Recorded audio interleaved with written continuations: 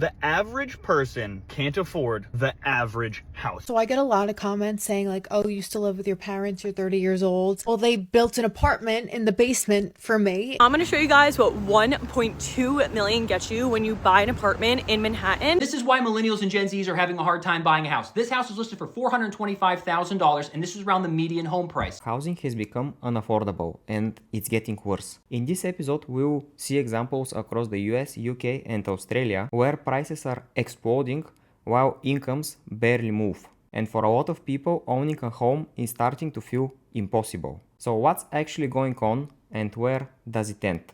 Let's get into it. This is why millennials and Gen Zs are having a hard time buying a house. This house is listed for $425,000 and this is around the median home price. The payment out the door monthly is $3,100 and the median household income is $89,000. So this would cost about 42% of their gross income, which is not wise, and in most cases they won't even qualify. But Freddie, look at this house. This isn't a starter home. This is luxury. But it was a starter home. Just 10 years ago, this exact same home sold for $228,000. And the monthly payment was just $1,400. So the median household income of $59,000 could get this starter home for just 29% of their gross income. It was beautiful. Today, to buy that same house, you would need a $130,000 salary for it to only be 29% of your income. So what's the other option if you don't make 130 but you make 89,000 as a median household income? You would have to buy a house that's only $280,000. Okay, but here's the problem. There's no homes available for under 300,000. The three that are in gray are actually townhomes. There is only one home in this entire area that's under $300,000. But when you look at 300 to 500, there's over 400 homes available. This is what happened to the housing market. And this happened in the span of just 10 years. Let's check the comments. Bought in 2020 for $345,000. It's now worth over $625,000. Mortgage is $1,400 per month. We couldn't afford to live in our own neighborhood if we purchase it today. Unfortunately, this is the market we're in. It is what it is. I'm contemplating paying a $7,500 mortgage in Miami. Old people. Kids just aren't working hard enough. Not to mention most of the homes under 280,000 need a lot of work. And actually, I have a video about the new builds quality. You can go and watch it if you want. Since when is a medium priced home considered a starter home? There are no starter homes anymore. There are forever homes or just renting. For real, wife and I just bought ours and we aren't buying another house ever again.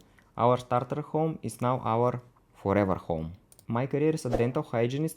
Making $125,000 per year wouldn't allow me to buy even a one-bedroom condo in LA. It's sad, but we had to leave LA to buy a home.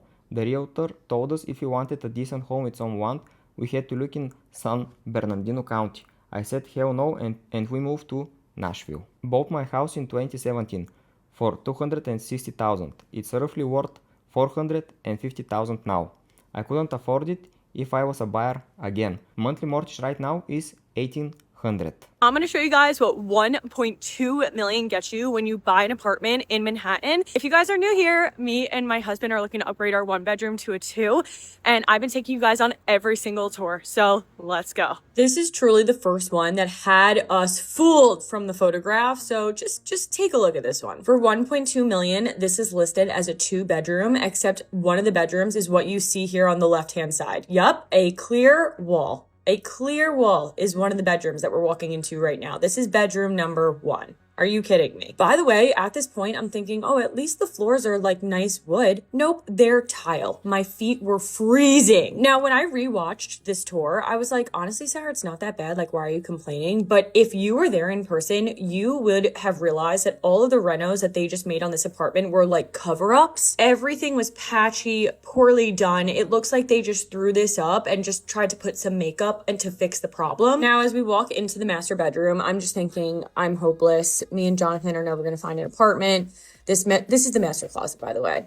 All right, like, where are we putting our things? Where? Bathroom was spacious, and again, it looks very modern. It looks perfect, but I'm telling you, up close to the naked eye, it was just a cover up for everything else that was probably wrong with this place. And random tub, I don't know. It was giving me creeps. This is where we really were fooled. And our real estate agent, whose also name is Jonathan, was like, guys, we're not going here. But we were like, no, we really want to go here because of this kitchen. So here we're thinking, okay, wait, there's hope. Again, no, it was one massive cover up. It just, nothing looked right up close, and it just, I mean, the tile floors were getting me. My feet were literally freezing. I can't say that more than I already have. This would obviously be a massive downgrade compared to what we're in right now, although there was a terrace, but it really just, it did nothing for me. It wasn't even a selling point. I hated the rest of it so much. I know it's New York City, but still $1.2 million for this, and I know it might look nice at first sight, but I think it's cheaply made. And a lot of things most probably will need to be repaired after a while. That is such a terrible use of space. The whole layout is awful, so happy you have found the one elsewhere. Both bedrooms being right across from each other is not ideal at all. It's crazy to me that the apartment costs as much as an apartment in Stockholm City, but we make not even 1/3 of your salary. So it seems prices in Sweden are also going through the roof. The bedroom doesn't even have a window. Not legal. The average person can't afford the average house. And I'm going to give you a real world example because you hear people say this all the time. Let me show you the proof. So the median home price for a house in Austin is $550,000. Now, what does that get you? That. It gets you that. That house is built in the 60s. It's built in the 60s and it's like 900 square feet. So let's just run the numbers on how much would you have to make to buy a 900 square foot house from the 60s. So let's assume you're a first time home buyer. So you're not putting 20% down, you're putting 3.5% down. That's about 19,000 and some change. So let's call it 20 G's. You need 20 G's in cash to put down to buy that house. And here's a fun fact. 56% of the population has $5,000 or less in savings. You need 4 times that. So 56%, definitely no. You need to quadruple your savings. But let's say you do get that together. Let's jump into your monthly payments. Mortgage, it's going to be about $3,250. Property taxes, around $900. Home insurance, around $200. And remember, we did FHA, so you need mortgage insurance. That's going to be about $320. All in all, you're paying about $4,600 a month. So how much do you have to make? Well, mortgage lenders don't want your payment being more than 30% of what you make. So that puts you at about $15,500 a month. That's $190,000 a year.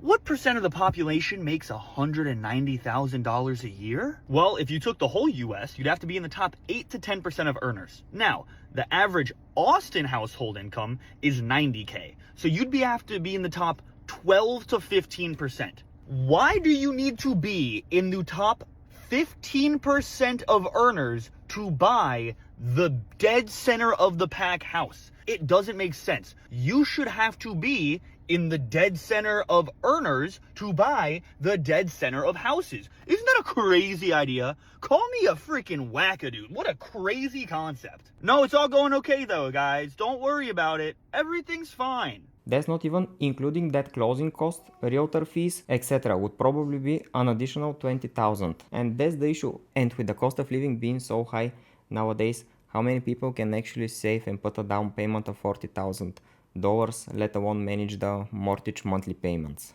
Before we move to the next one, I would really appreciate if you subscribe to this channel, guys. It helps me massively. Thank you. So I get a lot of comments saying like, oh, you still live with your parents, you're 30 years old. Well, they built an apartment in the basement for me. It's a full accessible outside entrance. It's amazing. And it works well because, you know, I have my dog who he's the family dog now. I just want to show you an example of the housing market on Long Island. Take a guess how much this house is. I'll give you a sec. $480,000. $480,000. And this isn't even in the town that I want. For $480,000, you walk in and you have your beautiful staircase. Oh my God, gorgeous. And you have, I assume this is the basement, given that that window's so high. Yeah. The bathroom. A bedroom. $480,000. Granted, yes, 4 bedroom, 1 bath. And this is what you get. Long Island, baby. Discouraging is an understatement. The housing market, I mean, all over, but especially on Long Island, is insane. Insane. How the fuck am I supposed to live? The amount of money that you would need to put into this house to get it livable, I feel like it would be easier to knock it down and just have the property. But at that point, I'd buy an empty lot of land in a town that I wanted. Like, I would sacrifice the town that I wanted if a house was perfect or near perfect or needed some work for the right price. Like, absolutely. With those kind of prices, I understand why so many young people keep on living with their parents. It's becoming nearly impossible for them to move on their own and start a family, and thousands of people seems to be feeling the same in the comments. Stop that house is a crime scene, girl. Live with your parents forever for that price. Welcome to Long Island house prices. Nuts. It's so insane. I hate that. I was raised on Long Island. Girl, my fiance and I live at my parents' house on the second floor, which is a 2-bedroom apartment, and it's huge. I am never leaving. This housing market is insane. I don't blame you, babe. Honey, say less. I am doing the same thing. Don't let anyone make you feel bad. You don't have to explain. The Long Island housing market is insane and rents are even worse. Stay home for as long as you can. I wish my parents would build an apartment for me. Never move out, girl. I am married with 2 kids and I wish I could live with my parents. No wonder why younger generations are pissed off that they can't afford a house. Because let me just show you this. My dad, in 1965, bought this house for $14,200. He was able to sell it 2 years later for $16,200. Today, that same house is just under $300,000. The average American could afford this house today, but that's not typical. Because let me show you this. I bought this house in 2003. And when I bought that house, I bought it for $135,000. Today, way less than 30 years later, that house sold for $400,000. I don't think my original house is worth $400,000, but I would consider this a first-time home buyer's starter home. There's one thing I know for sure. Me and my dad had the luxury of getting in the market at the right time. This is something that younger generations do not have the convenience of having. My dad was very fortunate in the fact that he was able to work one job and have a bunch of kids and still be able to afford a house. That does not exist today. I was very fortunate to get a house before the last housing boom, or I wouldn't have been able to afford it. When I sold that house, I sold it for over $240,000. We have created an unaffordable market for younger generations. We need to build more houses that they can afford. But blaming younger generations for not pulling themselves up by the bootstraps and we're not working hard enough is literally the most bullshit excuse I've ever heard in my life. It has nothing to do with that. We have not created the opportunities for them to have like we had. We always talk about fair market, and this is what the housing market does. We'll make the housing market fair, create houses like this for them again. Because, I mean, this house, I'm sorry, should have never gone up to $400,000. I know young people who work 2 or 3 jobs and still are not able to afford a home. So we definitely don't have the luxury that people had like 60 years ago. Not just Gen Z, we are all pissed. And the creator replied, I am pissed for you. It shouldn't be this way. Yes, thank you. Millennials and Gen Zs are out here in this country that can't afford a house either. I guess all of us will be living in the woods. My grandparents bought our family home in 1971 for around $31,000. The current zero estimate is well over $1 million. I know it's not worth that much, probably needs to be torn down, but it would still go for a ridiculous amount. I live in California, these prices are our down payments. My dad bought a house in the Bay Area in 1970 for $20,000, and now that home is worth over $1 million, and there is nothing special about the house. So now let's watch a realtor who tried to convince us that paying close to $500,000 for a house in Queens is worth it. For $495,000, you can get this house in Jamaica, Queens. Located at 14534 130th Avenue, this single-family home sits on a 20 by 100 lot on a quiet residential street. This 2-bedroom, 1-bathroom home offers tremendous potential for buyers, investors, or anyone looking to customize a home to their taste. Outside, you'll find a private backyard with plenty of space for entertaining, gardening, or future enhancements. This layout features a comfortable living area, a formal dining space, 2 well-proportioned bedrooms, and a full bathroom. Going straight to the comments, I can smell that home through my phone. Almost $500,000 for a $90,000 home. How about renovate before selling? Water damage ceiling in the living room, $200,000 in renovations. Nah, I'll pass. That's a ridiculous price for that house. the taxes you would have to pay too. How is that $500,000 in Jamaica, Queens? Are the ghosts an added cost? Ghosts included. For that price and the area, I would pay nothing more than $100,000. I agree. Now let's watch what you can get for $35 million.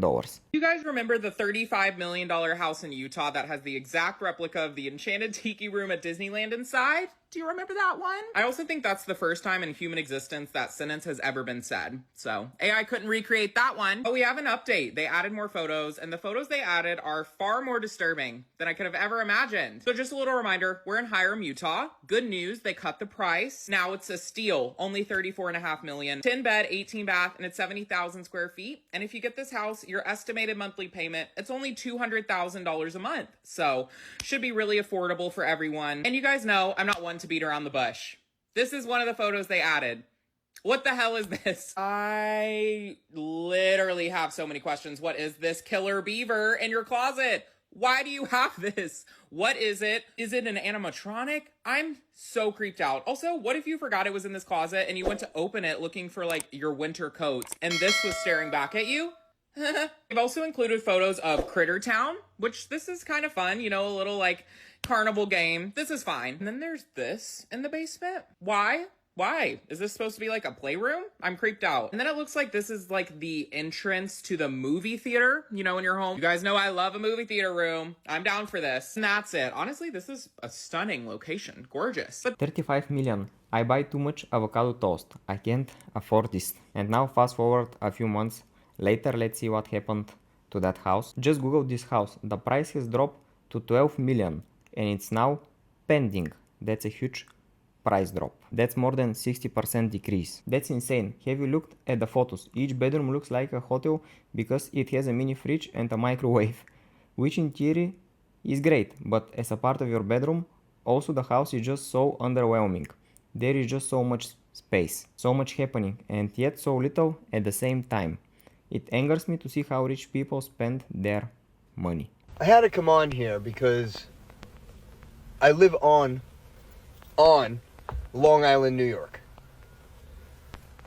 And I live in Suffolk County, and I just watched a news story that said there was a tiny house for sale in this town of Selden, which is close to where I live. It's not the best town, it's not the worst town.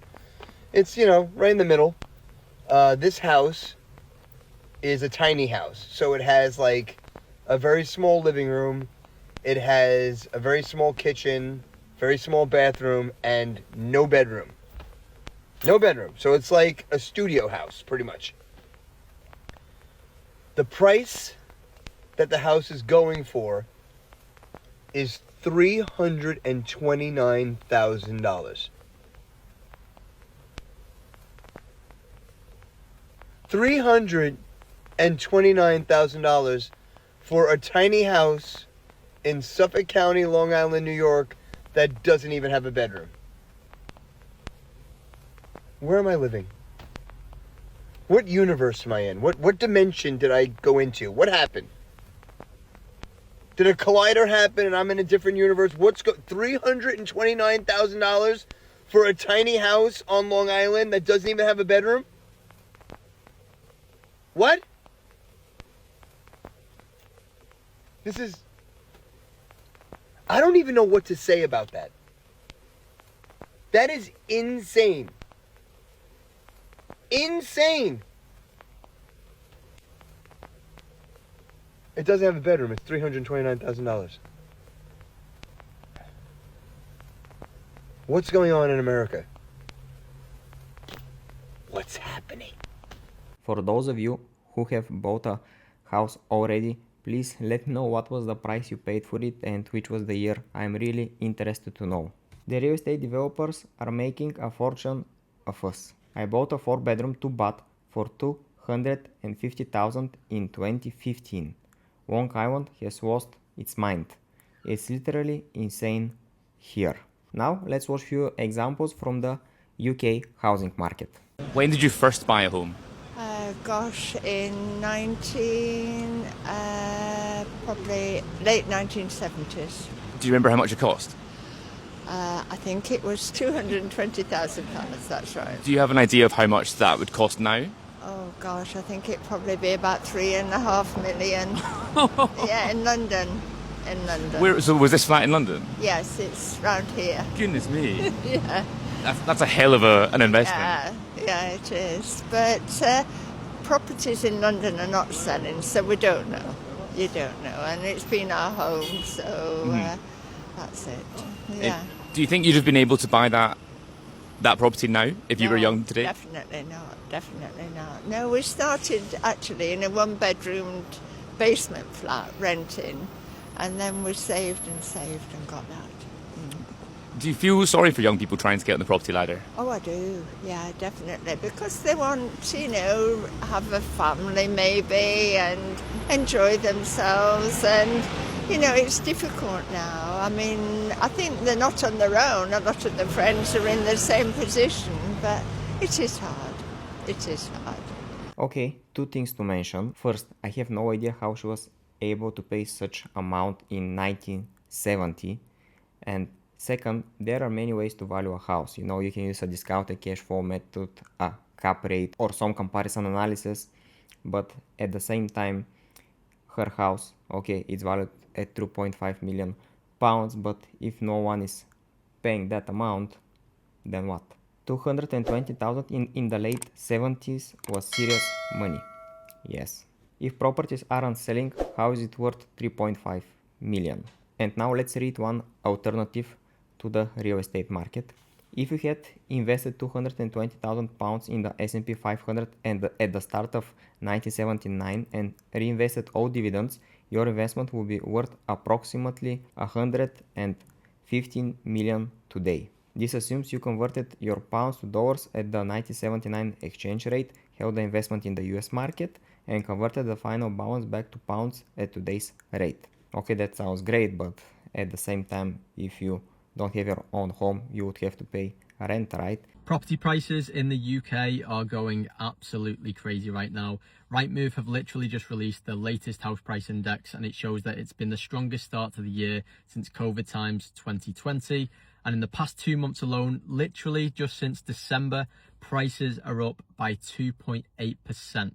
Now, if you're buying property or you're investing in property, it's never been a better time than now because mortgage interest rates are at the lowest that they've been since 2022. And affordability for mortgages is stabilizing as well, meaning if you're buying a property, you can afford a much higher property value. Now, what is actually contributing to the growth of the house prices in the UK?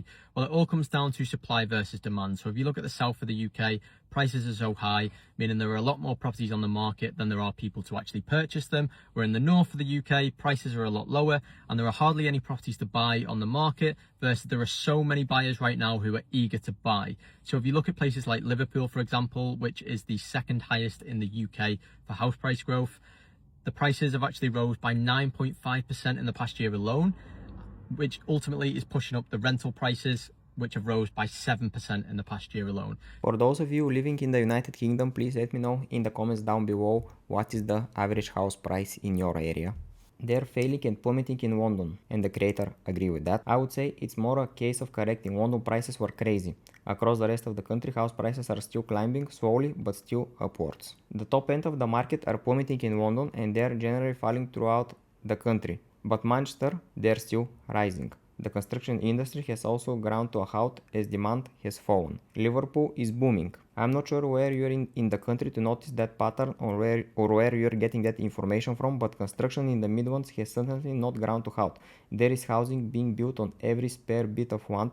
Houses sell in my area in a matter of days. I guess it varies across the country. Prices might be strong, but nobody is buying. Every house in my area sells within a week.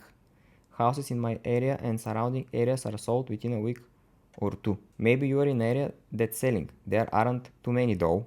I'm speaking to a lot of people from all over the country who agree. Mine certainly isn't selling in North Wales. They're going down, and the creator replied, on average, they're certainly not.